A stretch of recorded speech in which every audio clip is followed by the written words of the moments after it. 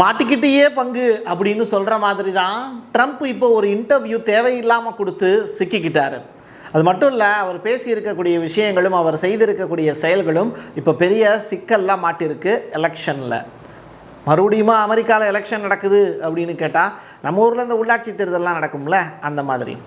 இன்னொரு புறம் இந்திய கப்பல் மீது அமெரிக்காவினுடைய சென்காம் படை ஒரு அதிரடியான தாக்குதலை ஓமன் பக்கத்தில் நடத்தியிருக்காங்க. இப்போ தான் இஸ்ரேலுக்கு எதிராக ஈரான் ஒரு சம்பவம் பண்ணாங்க இன்னைக்கு காலையில். இப்படிப்பட்ட சுச்சுவேஷனில் இது என்ன புது விஷயமா இருக்குது அப்படிங்கிறதான் நினைக்க தோணுது. டீட்டெயில்டாக பேசுவோமா? வாங்க பார்க்கலாம் உறவுகளே. இது பிரசாத் சிக்னேச்சர். உங்களுடைய தொழில் சம்பந்தமான விளம்பரங்களை நமது சேனலில் ஒளிபரப்ப உங்களுக்கான அருமையான வாய்ப்பு. இஸ்ரேல் தேவையில்லாமல் சூப்பராக ஒரு பிளான் போட்டு தான் லெபனான் மீது தொடர்ச்சியாக அட்டாக் நடத்துகிறாங்க. இங்கே அடித்தா அங்கே வலிக்கும் அப்படிங்கிறது அவங்களுக்கு நல்லாவே தெரிஞ்சிருக்கு. அதனால தான் தன்னுடைய சகோதரன் மீது கை வச்சு இப்போ இந்த பிரச்சனையில் ஈரானை இழுத்து விட்டுருக்காங்க. தொடர்ச்சியாக அரங்கேறி வரக்கூடிய ப்ராப்ளம் அப்படிங்கிறது இப்போது ஈரான் பக்கமும் நகன்றுச்சு. டெக்ரான், தப்ரீஸ், இஸ்பகான் இந்த இடங்கள் மீது இஸ்ரேல் ஒரு பெரிய அட்டாக்கை ட்ரம்பினுடைய வேண்டுகோளின் பேரில் தான் நடத்தியிருப்பாங்கன்னு சொல்லப்படுது. ஆனால் ட்ரம்ப் இதை பற்றின எந்த விஷயங்களையுமே வாய் திறக்கவே இல்லை இன்ன வரைக்கும். அது பெரிய ஆச்சரியத்திலும் ஆச்சரியம். தன்னுடைய ட்ரூத் சோஷியல் பக்கத்தில் கூட அதை பற்றி அவர் எதுவும் பேசலை. பட் ஒட்டுமொத்த உலகத்துக்குமே துன்பத்தை ஏற்படுத்தி இருக்கக்கூடிய சம்பவம் தான் இஸ்ரேல் செய்திருக்கக்கூடிய செயல். தென்மேற்கு ஈரான் பக்கத்தில் இந்த மக்ஷா ஹரில் அப்படின்னு சொல்லி ஒரு பகுதி, அங்கே இருக்கக்கூடிய ஒரு பெட்ரோகெமிக்கல் ஆலை பற்றி எரியுது. காரணம் என்னென்னா இஸ்ரேல் நடத்தி இருக்கக்கூடிய தாக்குதல்னால. அந்த கொழுந்து விட்டு எரியக்கூடிய காட்சியை பப்ளிஷ் பண்ணுற மாதிரி கூட கிடையாது. அந்தளவிற்கு மோசமாக புகைமண்டலமாக காணப்படுது. பல மணி நேரங்களாக இன்னமும் எரிஞ்சுக்கிட்டு இருக்கு. நம்ம பேசிக்கிட்டு இருக்கிற இந்த நேரத்தில் கூட அதை அணைக்கிறதுக்கு யாரும் இல்லை. நான் வந்துட்டேன்னு சொல்லு அப்படின்னு சொல்கிற மாதிரி இப்போது பாப் அல்மண்டே அந்த நீரிணைகள் இப்போது முழுவதுமாக மூடப்படும் அப்படிங்கிற அனௌன்ஸ்மெண்ட்டை ரெட்சியினுடைய ராஜாக்கள் ஹவுதிகள் இப்போ அனௌன்ஸ்மெண்ட்டாக கொடுத்துருக்காங்க. தொடர்ச்சியாக அமெரிக்க கப்பல்களும் இஸ்ரேலுடைய நட்பு நாடுகளும் முடக்கப்படும், எங்களுடைய ஏரியா பக்கம் வந்த அப்படின்னா கொளுத்தி விட்டுருவேன் அப்படின்னு மிரட்டி விட்டுருக்காங்க ஏமனில் இருக்கக்கூடிய ஹவுதி படைகள். ஐஆர்ஜிசியினுடைய தலைவர் அகமத் வாகிதி இவர் இப்போ உயிரோடு இல்லை அப்படிங்கிற மாதிரியான தகவலை ஈரானில் இருக்கக்கூடிய எதிர்க்கட்சி ஊடகங்கள் இருக்குல்ல, அவங்க இப்போ செய்திகளாக பரப்பிக்கிட்டு இருக்காங்க. ஸோ இது உறுதிப்படுத்தப்பட்ட அறிக்கைகள் அப்படிங்கிற மாதிரி எடுத்துக்க முடியாது. திடுதுப்புன்னு ஃபீனிக்ஸ் பறவை மாதிரி இவங்க திடுதுப்புன்னு பொதுச்சபையில் நிற்பாங்க. அதனால் இவங்க உயிரோடு இருக்காங்களா இல்லையா அப்படிங்கிறத ஈரானிய அரசு ஊடகம் வெளியிடும் வரைக்கும், IRIB அப்படிங்கிற அந்த சேனல் வெளியிடும் வரைக்கும் பொறுமை காக்கணும் அப்படிங்கிறது. பட் வந்திருக்கக்கூடிய அந்த ரூமரை பற்றியும் நம்ம தெரிஞ்சுக்க வேண்டிய கட்டாயம் இருக்குது. ஏன்னா IRGCக்கு புதிதாக தலைவர்கள் அடுத்தடுத்து நியமனம் செய்யப்படுவதற்கான வாய்ப்புகள் இருக்குல்ல, அதையும் அவங்க யார் தலைவர்களாக நியமிக்கப்பட்டிருக்காங்க. ஏன்னா IRGC most important in Iran. அவங்க தான் இந்த போரை வழி நடத்திக்கிட்டு இருக்காங்க. தலைவர்களை தாண்டி, அதிபருடைய எடுக்கக்கூடிய முடிவுகளை தாண்டி IRGC எடுக்கக்கூடிய முடிவு ரொம்ப முக்கியமானது. அப்போ அதில் புதிய தலைவர்கள் நியமனம் செய்யப்பட போகிறாங்க அப்படின்னா அதுவும் ரொம்ப இம்பார்ட்டண்டான விஷயம். ஈரானுடைய வெளியுறவு அமைச்சகத்தினுடைய செய்தி தொடர்பாளர் பாகேயி இப்போ ஐரோப்பாவுக்கு ஒரு எச்சரிக்கை ஒன்று கொடுக்குறாரு. ஐரோப்பிய நாடுகளுடைய அலட்சியம் மற்றும் அவற்றினுடைய செயலற்ற தன்மை இதுதான் ஈரான் இப்போ இஸ்ரேலை அட்டாக் பண்ணியிருக்கிறதுக்கு முழுமையான காரணம். தொடர்ச்சியாக இஸ்ரேல் மாதிரியான நாடுகளை ஊக்குவிக்கிறது யாருன்னு கேட்டால் ஐரோப்பிய ஏகாதிபத்தியம் தான். அதனுடைய விளைவு தான் யூதர்கள் நடத்தி இருக்கக்கூடிய அட்டகாசங்கள் அப்படின்னு பட்டியலை போட்டு திட்டி விட்டுறாரு. அது மட்டும் கிடையாது, இஸ்ரேல் தொடர்ச்சியாக ஈரானிய அமைப்புகள் மீது எங்கெங்கெல்லாம் அட்டாக் பண்ணியிருக்காங்க அப்படிங்கிறத பட்டியல் போடுறாங்க. இந்த தாக்குதல்கள் ஈரானுடைய பாதுகாப்பு திறன்களை கடுமையாக சேதப்படுத்தி இருக்கு அப்படிங்கிற விஷயத்தையும் IDF இப்போ ரிப்போர்ட்டாக ஃபைல் பண்ணுறாங்க. பாதிப்பு யாருக்கு அப்படின்னா இஸ்ரேலுக்கு விட ஈரானுக்கு தான் அதிக பாதிப்பு அப்படின்னு சொல்கிறாங்க. இது வித்தின் ஒன்டேல நடந்திருக்கக்கூடிய போரை மையப்படுத்தி அவங்க பேசுகிறாங்க. மேற்கு மற்றும் மத்திய ஈரானில் இருக்கக்கூடிய ஈரானிய வான் பாதுகாப்பு அமைப்புகளை இஸ்ரேல் எப்படி அழிச்சிருக்கு அப்படிங்கிறது தொடர்பான வீடியோ காட்சிகளையும் இப்போ இஸ்ரேல் வெளியிட்டிருக்காங்க. அந்த காட்சி ரொம்ப கோரமாக இருக்கு. வீடியோ காட்சிகளாகவே அது ரிலீஸ் ஆகிருக்கு. இந்த வீடியோ தான் அது. நெருப்பு ஜுவாலைகள் எப்படி விண்ணுயர இருக்குது. ஒரு பெரிய ட்ரோனோட இல்லை சேட்டலைட் புகைப்படங்களாக வீடியோ காட்சிகளாகவும் இஸ்ரேல் படம் பிடிச்சி அதை வெளியிட்டிருக்காங்க. Give and take policy. அந்த வகையில் UAE அப்படிங்கிற அந்த நாட்டைச் சேர்ந்த ஒரு முதலீட்டாளர் ட்ரம்புக்கு $187 மில்லியன் பரிசாக வழங்கி இருக்கிறார். அவரது உயர்மட்ட மத்திய கிழக்கு தூதருக்கு $31 மில்லியன் ரகசியமாக வழங்கினார். மேபி அது விட்காஃபா கூட இருக்கலாம். எது எப்படியோ ஒரு கிட்டத்தட்ட ஒரு பல 10 ஆண்டுகளாக நடந்து வரக்கூடிய அந்த தேசிய பாதுகாப்பு மரபுகளை மீறி இந்த சம்பவம் நடந்திருக்குங்கிறது ரொம்ப முக்கியமானது. அது மட்டும் இல்லை, பாதுகாப்பு தொழில்நுட்பங்களை டெக்னாலஜியை திருடுறதுக்கு வசதியாக சில சம்பவங்கள் நடந்திருக்கு அப்படின்னு சொல்கிறாங்க. காசு வாங்கிட்டு ட்ரம்ப் வந்து கூலியாக என்ன பண்ணியிருக்காரு அப்படின்னா சில உளவு தகவல்களை யுஏஇக்கு ஷேர் பண்ணியிருக்காரு அப்படிங்கிறது தான் இப்போ அம்பலமாகி இருக்கக்கூடிய உண்மை. என்பிசி அப்படின்னு சொல்லி ஒரு நியூஸ் சேனல் அமெரிக்காவில், அதில் இந்த விவசாயிகளுடைய வளர்ச்சி, விவசாயிகளுடைய நலன் சார்ந்த ஒரு மீட்டிங் ஒன்று நடக்குது. அந்த மீட்டிங்கை முடிச்சுட்டு என்பிசியினுடைய செய்தியாளருக்கு ஒரு இன்டர்வியூ ஒன்று கொடுக்குறாரு ட்ரம்ப். அதில் அந்த லேடி விட்டு கிளின்னு கிளிக்குது. என்ன தெரியுமா, புதிய போர்கள் எதுவுமே இருக்காது நீங்கள் போஸ்டிங் ஆன உடனே அப்படின்னு சொன்னீங்க.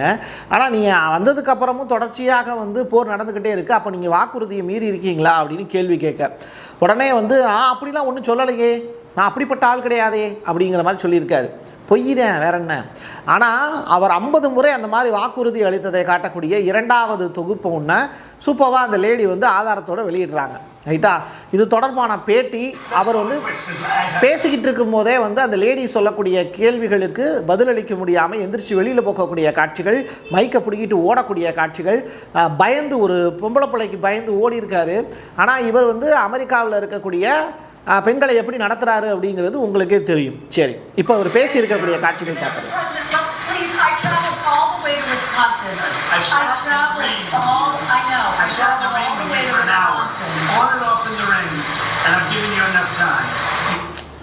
ரெண்டு பேருடைய உடல் மொழி பாருங்களேன், ரொம்ப பர்ஃபெக்டாக இருக்குது பாருங்க.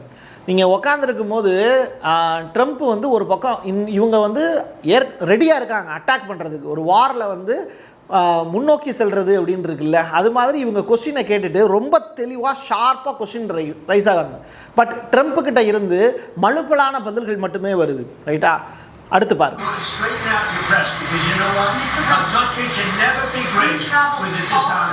ஆக்சுவலி அவங்க கேட்ட கொஸ்டின் வந்து என்ன அப்படின்னா, உள்ளாட்சி தேர்தல்னு வச்சுக்கோங்களேன். அமெரிக்காவிலேயும் அது மாதிரி கலிஃபோர்னியா உள்ளிட்ட மாகாணங்களில் உள்ளாட்சி தேர்தல் நடக்குது.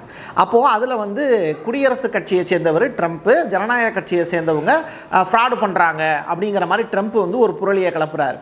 உடனே அதுக்கு அந்த அம்மா கேள்வி கேட்குறாங்க, அதுக்கு என்ன ப்ரூஃப் வச்சுருக்கீங்க அப்படின்னு, டு யூ ஹேவ் ப்ரூஃப் அப்படின்னு கேட்குறாங்க. அதுக்கு ட்ரம்ப் வந்து ப்ரூஃப்லாம் எப்படி நான் கொடுக்குறது அப்படிங்கிற மாதிரி, என்னுடைய கருத்துக்களை நீங்கள் ஏற்றுக்க மாட்டீங்களா அப்படின்னா, உன் கருத்து சொல்கிற அப்படின்னா முதல்ல அதுக்கு ப்ரூஃப் கொடு அப்படின்னு கேட்குறாங்க. அதுக்கு தான் பதில் சொல்ல முடியாமல் அவர் என்ன பண்ணுறாரு, நீ ஒரு முட்டாள், நீங்கள் என்பிசி சேனல் மட்டும் இல்லை CNN உள்ளிட்ட எல்லா சேனலுமே வந்து ஃபேக்காக வந்து எனக்கு எதிராக செய்திகளை பரப்புறீங்க அப்படின்னு சொல்லிட்டு பாவம் பதில் சொல்ல முடியாமல் எந்திரிச்சு ஓடுறாரு. மேபி அவர் போயிருக்கிறது அந்த இடத்துல இருக்கக்கூடிய டாய்லெட்டாக கூட இருக்கலாம். பாவம் பயந்து எந்திரிச்சு ஓடுறாரு. இதான் பத்திரிகையாளர்களுக்கு பேட்டி கொடுக்கும்போது தான் தெரியும் உங்களுடைய லட்சணம் என்ன அப்படின்னு. இதே மாதிரி தமிழ்நாட்டில் இருக்கக்கூடிய தமிழ்நாட்டினுடைய முதலமைச்சரும் ஒரு நல்ல செய்தியாளர்களுக்கு பேட்டி கொடுக்கறதுக்கான வாய்ப்பை அவர் கூடிய சீக்கிரம் உருவாக்கிக்கணும் அப்படிங்கிறதையும் இந்த இடத்துல நம்ம ரெக்வஸ்டாக சொல்லலாம். ஓமனுடைய கடற்பரப்பில் வந்துக்கிட்டு இருக்கக்கூடிய இந்திய கப்பல், அதன் மீது யுஎஸ்ஏவினுடைய சென்காம் நடத்தி இருக்கக்கூடிய தாக்குதல், இதில் பாதிக்கப்பட்டிருக்கக்கூடிய 24 இந்தியர்களும் மீட்பு அப்படிங்கிற செய்தி. ஆக மொத்தத்தில் இந்தியர்கள் உலகளாவிய அளவில் இருக்காங்கங்கிறது இதன் மூலியமாக புரியுது. மாலுமிகள் தான் அவங்க எல்லாரையும் பத்திரமா மீட்டுட்டாங்க. இருந்தாலும் அந்த இந்திய கப்பலான MT மாரிவாக்ஸ் அப்படின்னு சொல்லிட்டு ஒரு கப்பல், அந்த கப்பல் மீது தான் அந்த அட்டாக்கை நடத்தியிருக்காங்க. ஈரானுக்கும் இஸ்ரேலுக்கும் இடையில போர் நடக்குது அப்படின்னா இங்கே இந்திய மாலுமிகள் தான் பயங்கரமாக பாதிக்கப்படுறாங்க. அதுவும் இங்கே ரொம்ப வருந்தத்தக்க செய்தி. இடையில குவைத்தில் கூட அட்டாக் பண்ணப்போ ஒரு இந்தியர் தான் இறந்து போனார் அப்படிங்கிறதும் வேதனையான செய்தி. உலகத்தில் எல்லா இடத்துலையும் எல்லா நாட்டையும் வளப்படுத்தி கொண்டு இருக்கக்கூடிய உழைப்பாளி இந்தியர்கள் இங்கே தொடர்ச்சியாக மரணத்தை தழுவி கொண்டிருக்கிறார்கள் அப்படிங்கிறதும் இங்கே வருந்தத்தக்க ஒரு செய்தியாக நம்ம பதிவு செய்ய வேண்டிய தேவை இருக்குது.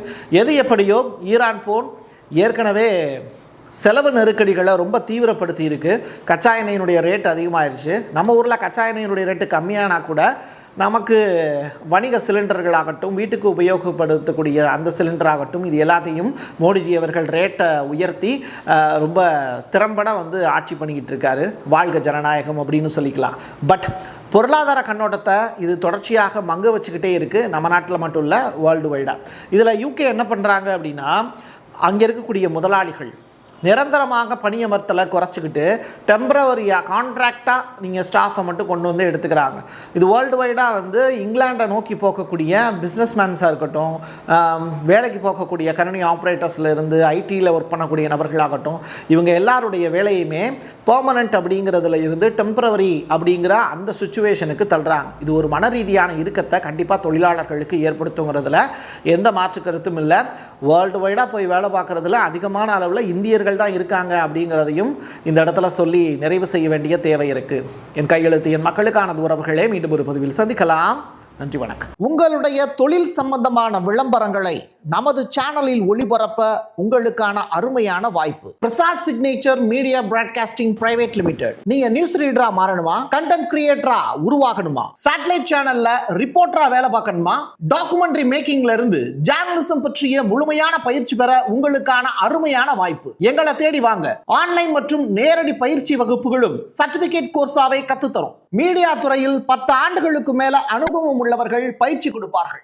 வாய்ஸ் ஓவர் தொடங்கி வாய்ஸ்லெஸ் பீப்புளுக்காக உங்களை சிறந்த ஜேர்னலிஸ்டா உருவாக்க வேண்டியது எங்களோட பொறுப்பு. ஸ்கூல்ஸ் அண்ட் காலேஜஸ்ல ஜூனியர் ஜேர்னலிஸ்ட்ங்கிற பேர்ல ஒர்க் ஷாப்பும் கண்டக்ட் பண்ணி கொடுக்கிறோம். மோட்டிவேஷனல் ஸ்பீக்கரா கடந்த 15 ஆண்டுகளா கல்வி நிறுவனங்களுக்கு நிகழ்ச்சிகளும் நடத்தி தரோம். தொடர்புக்கு 9944790333 94493594 prasad signature@gmail.com.